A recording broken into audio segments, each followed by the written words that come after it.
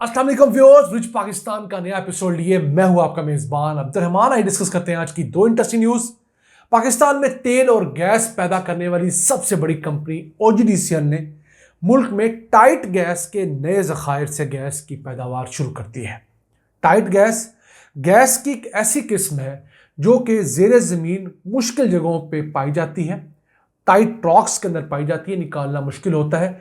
अब पाकिस्तान के अंदर गैस की इस किस्म जो कि टाइट गैस है उसके ज़खायर 35 से 70 ट्रिलियन क्यूबिक फीट के हैं। हम लोग बमुश्किल अब तक 6-7 कुएं खोद चुके हैं, उनसे पैदावार हासिल कर रहे हैं। अभी यही कंपनी 80 मजीद कुएं खोदने का प्लान बनाई हुई है।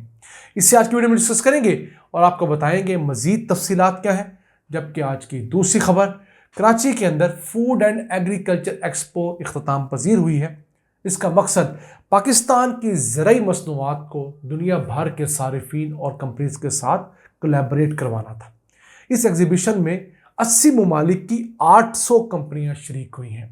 इस एग्जीबिशन के जरिए पाकिस्तान को 1 अरब 20 करोड़ डॉलर्स के ऑर्डर्स मिले हैं। इस अहम डेवलपमेंट को प्रोग्राम के दूसरे हिस्से में डिस्कस करेंगे, लेकिन पहले डिस्कस करेंगे आज की अहम खबर। ओजीडीसीएल पाकिस्तान में तेल और गैस ढूंढने वाली, प्रोड्यूस करने वाली सबसे बड़ी कंपनी है। उसने ज़िला सजावल सिंध के अंदर नूर वेस्ट 1 नामी कुएं से टाइट गैस की पैदावार शुरू करके सिस्टम में शामिल करती है। इस कुएं से 8 अप्रैल 2024 को गैस डिस्कवरी अनाउंस की गई थी और 4 महीने बाद इसे पाकिस्तान के मेन नेटवर्क में शामिल कर दिया गया है। 1.5 मिलियन क्यूबिक फीट गैस रोजाना हमें इस सोर्स से हासिल हो रही है। कहने को तो एक छोटा कुआं है, लेकिन टाइट गैस की फील्ड के अंदर एक बहुत बड़ी डेवलपमेंट है। क्यों? पाकिस्तान के अंदर टाइट गैस के ज़खायर 35 से 70 ट्रिलियन क्यूबिक फीट एस्टिमेट किए गए हैं। हम जैसे आपको पहले बता चुके हैं कि टाइट गैस एक ऐसी किस्म की गैस होती है जो कि निस्बतन हार्ड रॉक्स के अंदर पाई जाती है। उन्हें निकालने के लिए ज़्यादा मुश्किल ड्रिलिंग करनी पड़ती है और इसी वजह से वो टाइट गैस कहलाती है। तो इस टाइट गैस का पाकिस्तान के अंदर पोटेंशियल बहुत बड़ा है, लेकिन अब इस 70 ट्रिलियन क्यूबिक फीट के ज़खायर को निकालने के लिए हमें मजमूई तौर पर 20 बिलियन डॉलर्स की इन्वेस्टमेंट करनी होगी, सैकड़ों कुएं खोदने होंगे। तो उस सिलसिले में ये ओजीडीसीएल नामी कंपनी 80 कुएं खोदना चाहती है, जिनमें से 15 कुएं 2 सालों के दौरान खोदे जाएंगे इंडस बेसिन के अंदर, और उसके बाद फिर इसको बाकी जगह के ऊपर फैलाया जाएगा। पाकिस्तान में नेचुरल गैस के बाद टाइट गैस और शेल गैस के भी वाफर ज़खायर है। प्रॉब्लम यह थी कि नेचुरल गैस की पॉलिसी तो ठीक थी, टाइट गैस को चूंकि निकालने पे कॉस्ट एक्स्ट्रा आती है, मुश्किल होता है, प्रोडक्शन कॉस्ट डिफरेंट है, तो उसके लिए अलग पॉलिसी कोई कारआमद नहीं थी। तो अब 2024 की फरवरी में निगरान हुकूमत ने टाइट गैस की नई पॉलिसी 2024 जो है उसको इम्प्लीमेंट किया। उसके बाद ये कंपनियां टाइट गैस पे एक्सप्लोर करने चली हैं, जिससे उम्मीद है पाकिस्तान के अंदर गैस के ज़खायर बढ़ेंगे। टाइट गैस अपनी हैसियत में, अपनी केमिकल कंपोजिशन में आम सुई गैस, नेचुरल गैस जैसी होती है, लेकिन जो कि निकलती उस तरह की रॉक्स से है तो उसे टाइट गैस का नाम दिया गया है। इसके अलावा एक और किस्म की गैस भी पाकिस्तान में पाई जाती है, जिसे हम जानते हैं शेल गैस के नाम से। अब शेल गैस के ज़खायर पाकिस्तान के अंदर कोई 95 ट्रिलियन क्यूबिक फीट के हैं। अब शेल गैस को ढूंढने के लिए हमने 2-3 दफ़ा ड्रिलिंग्स तो की, लेकिन हमें कामयाबी हासिल नहीं हो सकी। अब उसके लिए हमें एक पॉलिसी दरकार है ताकि उस शेल गैस को निकालने वाली कंपनियों को एक्स्ट्रा प्रॉफिट मिल सके, एक्स्ट्रा इंसेंटिव मिलेगा, तो ज़्यादा कंपनियां शेल गैस भी ढूंढेंगी। अब उन 95 ट्रिलियन क्यूबिक फीट के ज़खायर के लिए हमें 55 बिलियन डॉलर्स की इन्वेस्टमेंट करनी होगी। प्राइवेट सेक्टर ऑब्वियसली सारी इन्वेस्टमेंट करेगा, लेकिन उस 55 बिलियन डॉलर के इन्वेस्टमेंट के बाद हम ट्रिलियंस ऑफ डॉलर्स की गैस हासिल कर पाएंगे, जो कि हमें ओवर द ईयर्स बहुत सारा फायदा पहुंचाएगी। फिर यही नहीं, पाकिस्तान के समंदर के अंदर ऑफशोर भी तकरीबन 38 ट्रिलियन क्यूबिक फीट गैस के ज़खायर हैं। तो उन 38 ट्रिलियन क्यूबिक फीट गैस के ज़खायर को ढूंढने के लिए हमें 22 बिलियन डॉलर्स की सरमायाकारी करवानी होगी। हमें दुनिया भर से और पाकिस्तान से तमाम ऑयल एंड गैस एक्सप्लोरेशन कंपनियों को ऐसे मराद देनी होगी कि वो जाके ऑफशोर समंदर में ड्रिलिंग करें, पैसे वो लगाएं, उससे जो गैस निकले वो पाकिस्तान के सिस्टम में शामिल हो।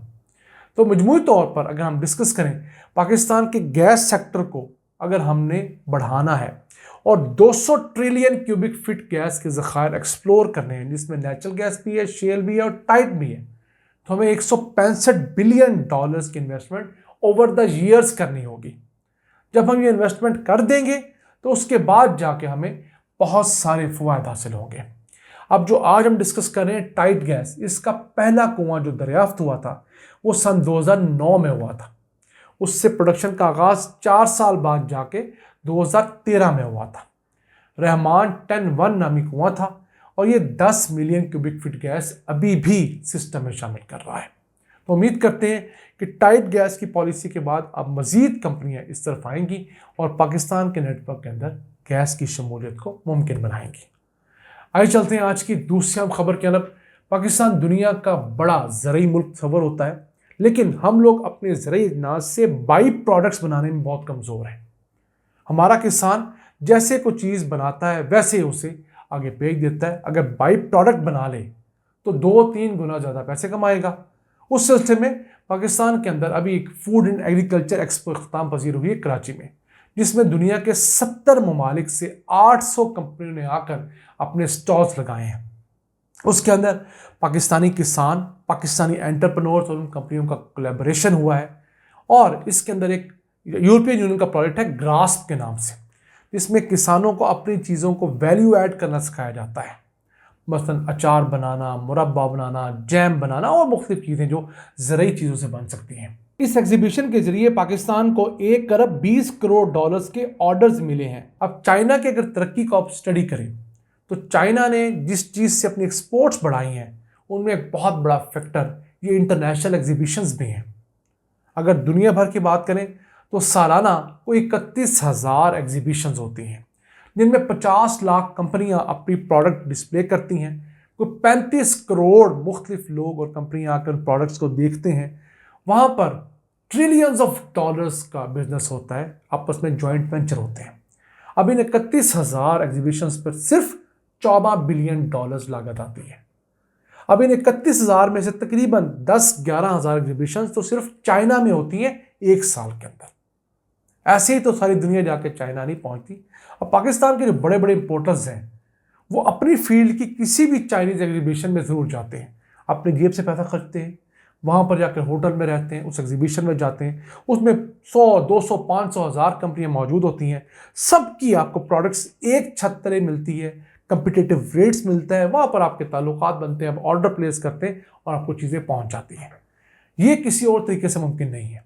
हमने अगर अपनी एक्सपोर्ट्स बढ़ानी है तो हमें भी पाकिस्तान के अंदर ये इंटरनेशनल एग्जीबिशंस को बढ़ाना होगा और स्पेशली स्मॉल मीडियम एंटरप्राइजेस, दरमियाने दर्जे के छोटे कारोबार जो है उनको आगे लाना होगा, क्योंकि उनके लिए एक्सपोर्ट बहुत मुश्किल काम है। उनके पास लिंकेजेस नहीं होते।